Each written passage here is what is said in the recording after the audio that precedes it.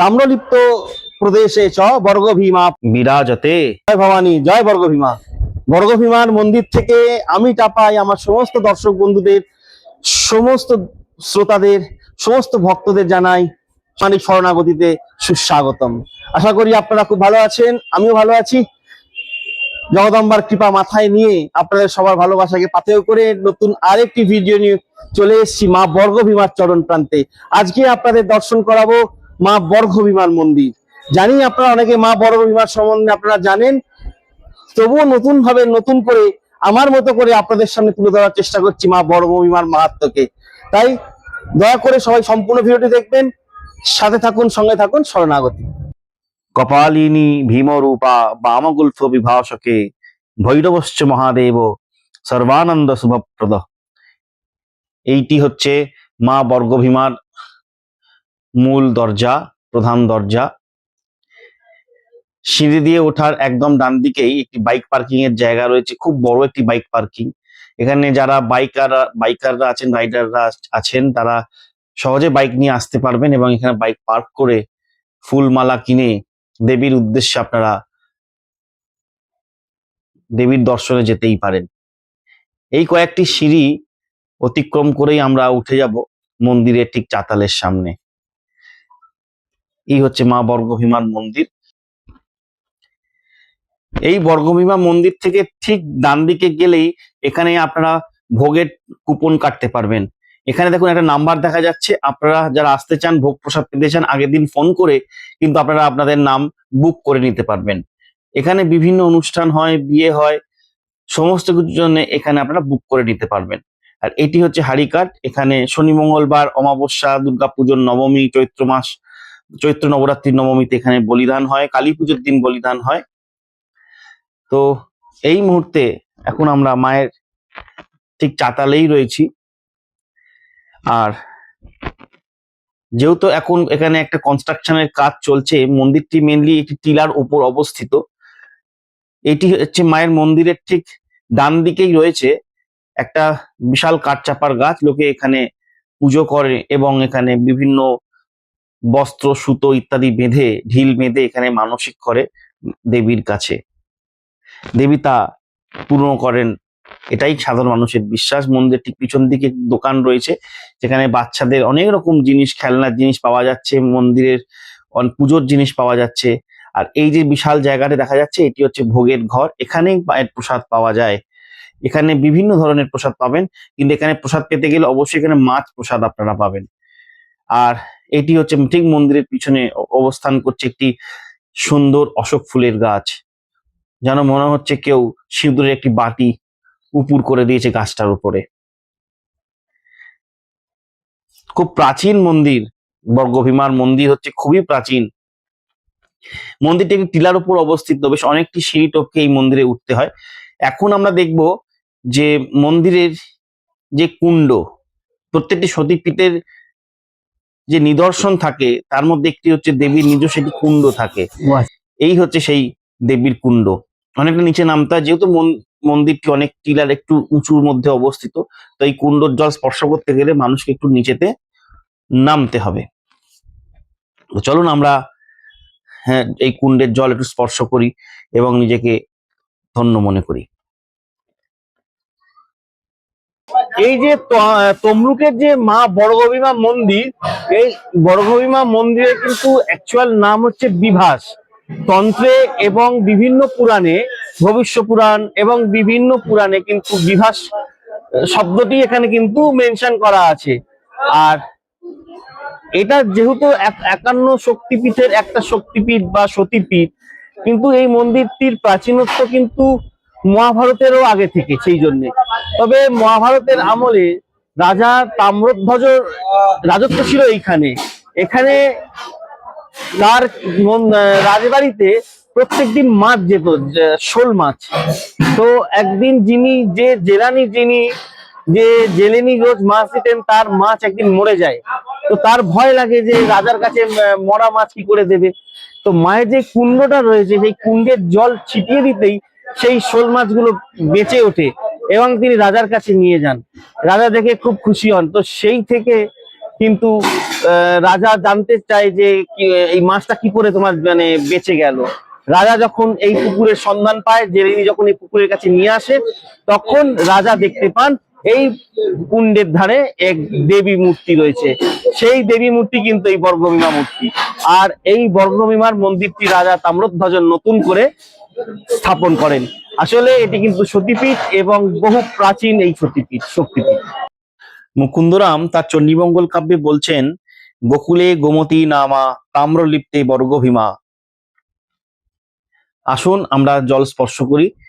মন্দিরটি অনেকটা সংস্কার করা হচ্ছে, কুণ্ডটাও সংস্কার করা হচ্ছে। এখানে বিভিন্ন নবদুর্গার মূর্তি দিয়ে সাজানো কক্ষ রয়েছে, যেখানে মানুষ ভোগ প্রসাদ পান, বিশ্রাম করেন।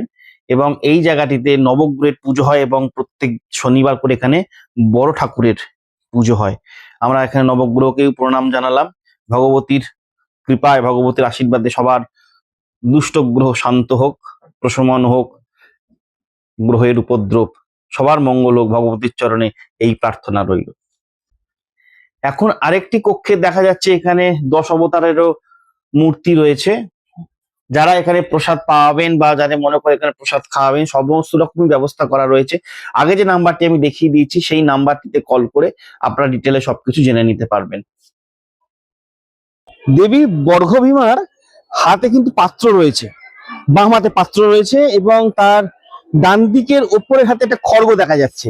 নিচের হাতে কি আছে আমি ঠিক জানি না, তবে ইনি শুনেছি চতুর্ভুজা, এনার একটি পৃথক ধ্যান আছে, সেই ধ্যানে এনার পুজো করা হয়। তবে আমার মনে একটা ডাউট আছে যে এই বিগ্রহ আসলে মানে কালী বিগ্রহ না তারা বিগ্রহ। আমার এই ছোট্ট বুদ্ধিতে এই ধারণাটা নেই। আসলে আমার একদমই পড়াশোনা খুব কম, তো সেই জন্য যারা এই ভিডিওটি দেখছেন, অনেক সাধকেরা দেখবেন, অত জ্ঞানীরা দেখবেন, তাদের যদি জানা থাকে তারা যদি আমাকে জানান কমেন্টের মাধ্যমে, তাহলে খুব খুশি হব।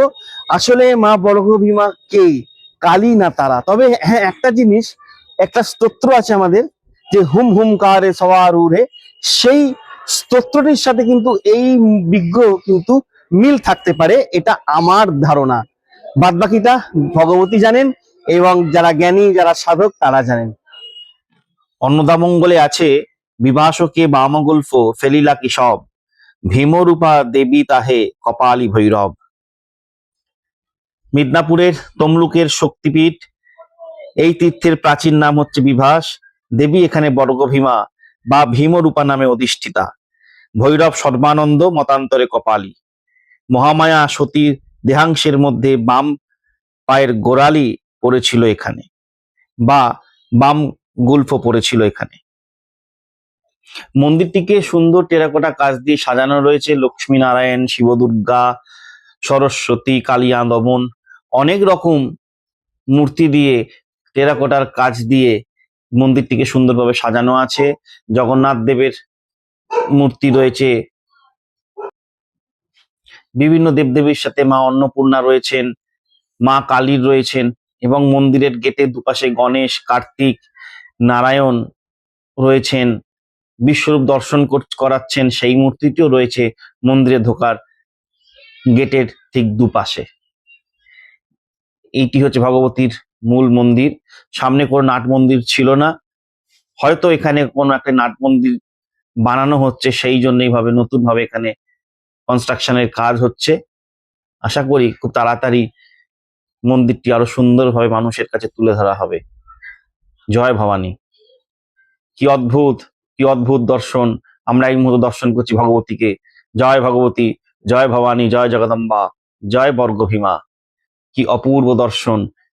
দর্শন করতে করতে একটি কথা বলে রাখি, কালাপাহাড় যখন এই মন্দিরটি ভেঙে দিয়েছিল, যখন দেবীর এই বিগ্রহকে আক্রমণ করতে এসেছিল, ভেঙে ফেলতে এসেছিল, ঠিক সেই সময় কালাপাহাড় বর্গভীমা মায়ের মূর্তির মধ্যে নিজের গর্ভধারিণী মাকে দেখতে পান। তিনি আর এই মূর্তিকে আক্রমণ করেন না, ভাঙেন না, এবং তিনি ফিরে যান। এই হচ্ছে মায়ের মহিমা। দেবী বর্গভীমা, ভৈরব সর্বানন্দ, আবার কেউ কোনো মতে আছে কপালী ভৈরব। তবে সর্বানন্দ মতটাই এখানে বেশি। আর এখানে ভৈরব হচ্ছেন মায়ের সঙ্গে একাসনে রয়েছেন, যেটি এখন এই মুহূর্তে ভৈরবকে দেখানো গেল না। আমি যখন আরো একবার আগে এসেছিলাম ননার সাথে, তখন আমি গর্ভগৃহে প্রবেশ করেছিলাম এবং গর্ভগৃহ থেকে আমি ভৈরবকে এবং ভগবতীকে দর্শন করেছিলাম। আজকে শুধু ভগবতীকে আমরা দর্শন করাতে পারলাম। বড় মা, আমার গর্ভধারিণী মা, জেঠি, অপর্ণা, আমার স্ত্রী, আমার সন্তানকে নিয়ে ভগবতীকে দর্শন করতে পেরে খুব খুশি মনে হচ্ছে। এটিও চক্রেশ্বরের মন্দির। বর্গভীমা মন্দিরে যেতে এই চক্রেশ্বর মহাদেবের মন্দিরটি আপনাদের পড়বে। যাওয়ার সময় বা মন্দির থেকে ফেরার পথে অবশ্যই এই চক্রেশ্বর স্বয়ম্ভু শিবলিঙ্গ দর্শন করবেন। কথিত আছে মহাভারতের সময় কুন্তী এই চক্রেশ্বর মহাদেবকে সহস্র স্বর্ণ চাপা দিয়ে পূজা করেছিলেন।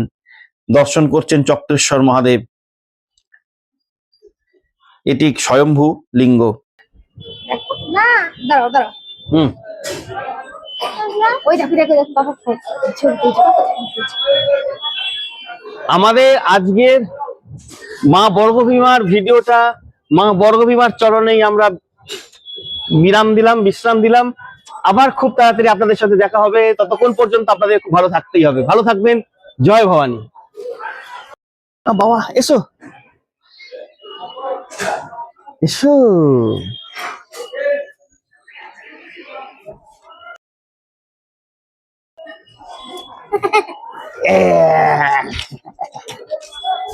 এই দেখ। বাবা বলো। থাকো। থাকো।